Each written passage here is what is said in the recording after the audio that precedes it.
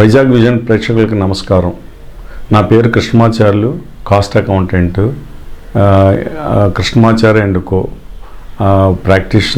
ప్రాక్టీషనర్ని.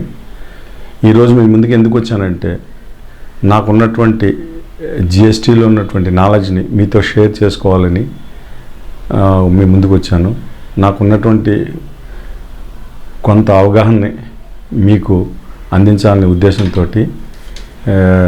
ఈ జిఎస్టీ మీద మీ ముందుకు వచ్చాను.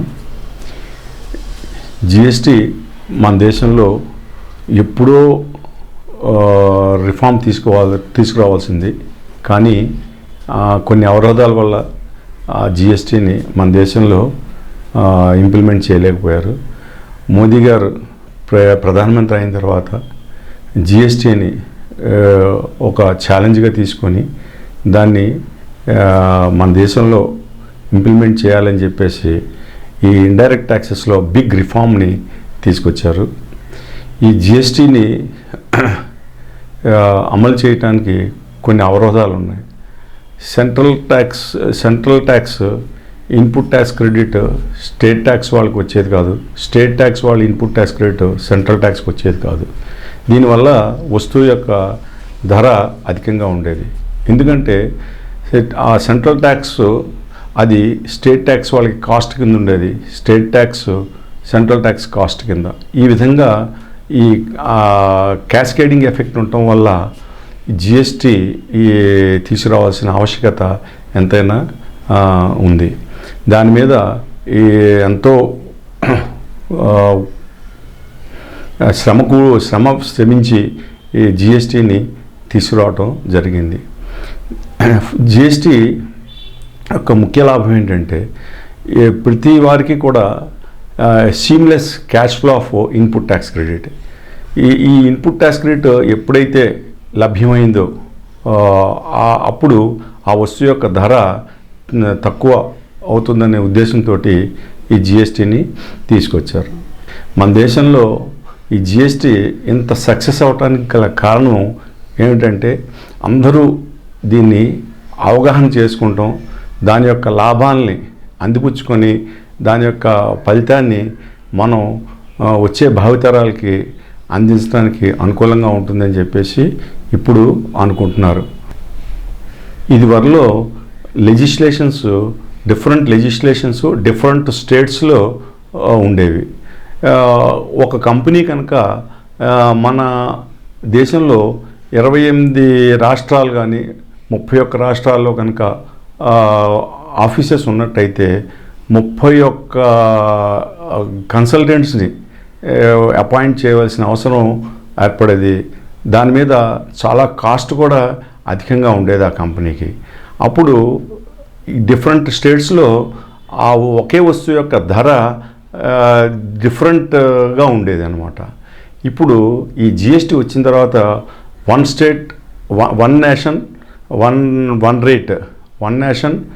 రేట్ అనేటువంటి దీంతో ఎక్కడికి వెళ్ళినా ఏ మూలకి వెళ్ళినా కూడా మన దేశంలో ఏ నలుమూలల్లో మనం వస్తువు కొన్నా కూడా ఆ వస్తువు యొక్క ధర ఒకే విధంగా ఉంటుందన్నమాట. నెక్స్ట్, ఇదివరలో లెజిస్లేషన్స్లో డిఫరెంట్ లెజిస్లేషన్స్కి డిఫరెంట్ ట్యాక్సిబుల్ ఈవెంట్స్ ఉండేది. For example, central excise, manufacturing is the taxable event. Service tax, rendering service is the taxable event. VAT, sales is the taxable event. ఈ విధంగా ఉండేది. Different legislations have a different taxable events. Now after GST introduced, supply is only the taxable event. So supply is defined in GST under section 7(1)(a). 7(1) supply includes, 7(1)(2) supply excludes. 7(1)(a), section 7 subsection 1 clause A defines GST all forms of supply of goods or services are both, such as sale, transfer, barter, exchange, license, rental, lease or disposal. made or agreed to be made for a consideration by a person in the course or furtherance of business. This is the definition given in section 7(1)(a). Here మనం ఈ డెఫినేషన్స్లో ముఖ్యంగా చూడవలసింది ఏంటంటే two conditions. One is for consideration, the second is in the course or furtherance of business. For consideration, even if you see in sale of good acts, a contract without consideration is a void. So consideration లేకపోయినట్టయితే అది transaction కింద పరిగణించబడదు. Consideration ఎప్పుడైతే ఉందో GST is applicable. ఇక్కడ consideration and in the course or furtherance of business, ఈ రెండిటి యొక్క అర్థం ఈ GST ఈ డెఫినేషన్లో చాలా వరకు ఉందన్నమాట. So consideration is the one of the important aspect in the definition of supply. Without consideration it is not considered as a supply. Consideration is very clearly explained in the Bear Act in section 2 subsection clause 31. Consideration means any payment made or to be made, whether in money or otherwise. It can be in money or otherwise.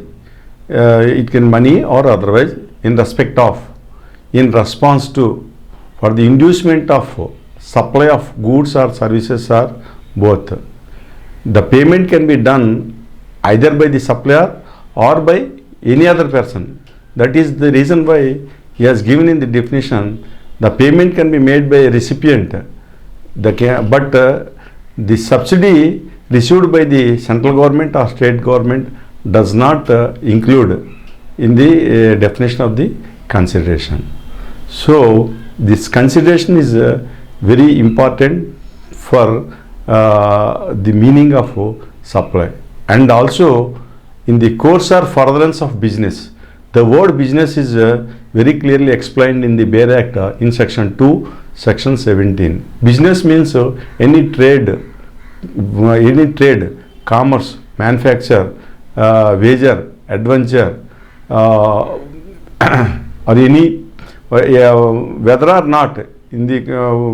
not for a pecuniary benefit, it is a business. Business is explained in 8 clauses.